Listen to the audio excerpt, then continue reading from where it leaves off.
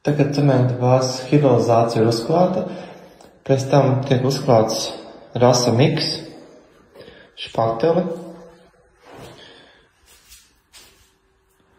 Uz visā vietā, lieta pieslīpēta.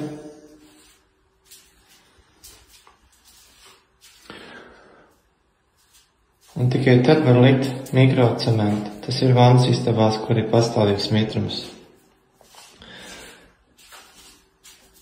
Lūk šādi. Arī skapīši.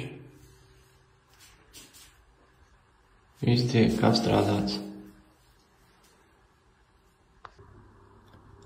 Rāsa miks špatele. Izskatās tādā iepakojumā. Pēc hidrolizācijas viņu izmanto.